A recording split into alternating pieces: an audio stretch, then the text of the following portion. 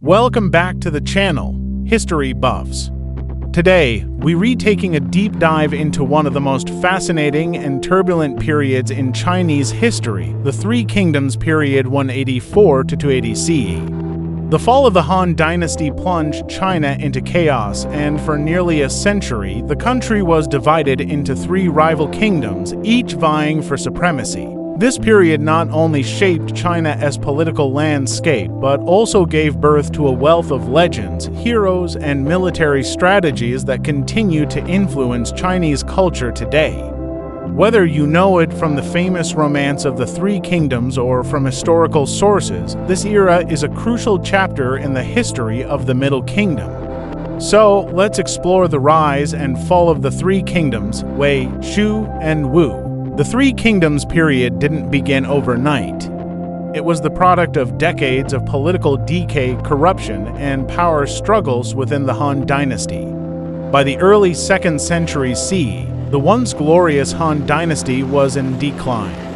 While the emperors remained in power, real authority had shifted to the imperial court, particularly the eunuchs who controlled the palace.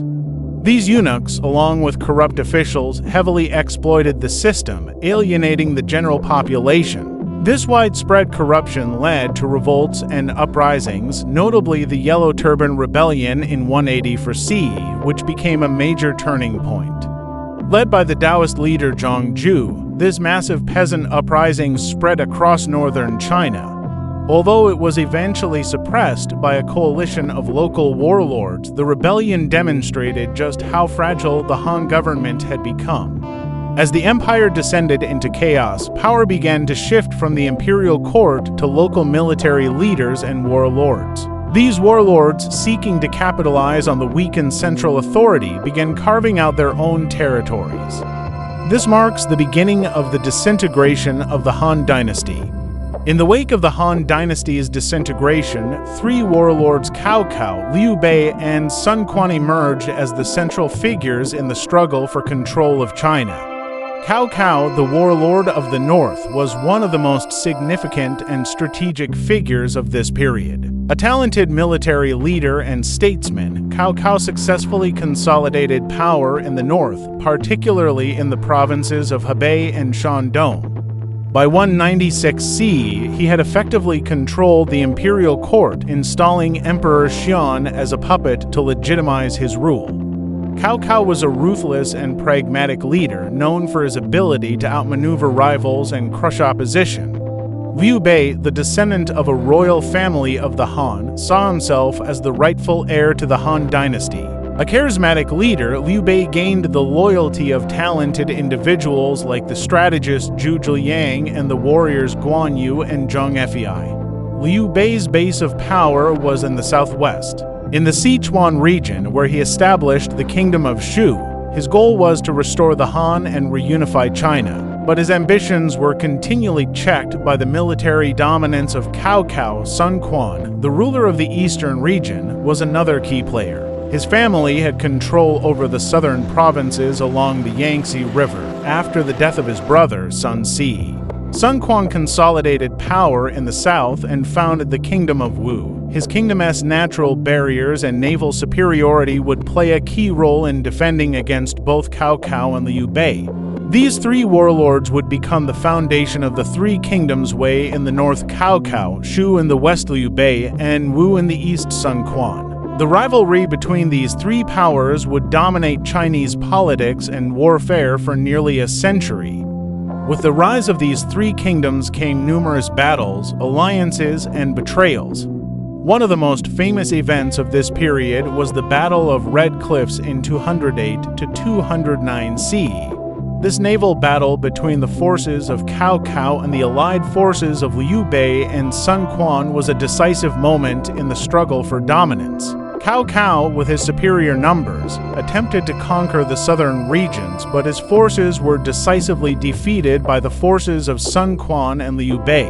The alliance between Liu Bei and Sun Quan was instrumental in this victory, and it solidified the division of China into three rival kingdoms.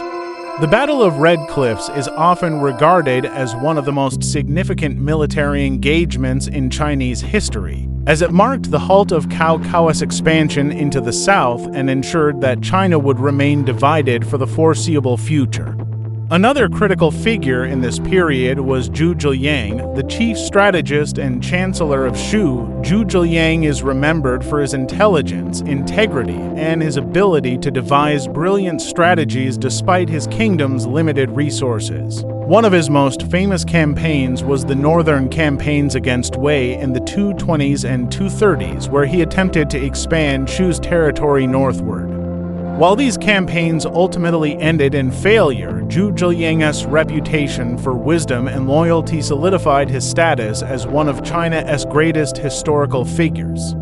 Despite the military prowess and strategic alliances of the three kingdoms, none of them were able to achieve long-term dominance. After the death of Liu Bei into 23 CE, Zhu Zhiliang continued to lead Shu, but the kingdom faced increasing pressure from both Wei and Wu.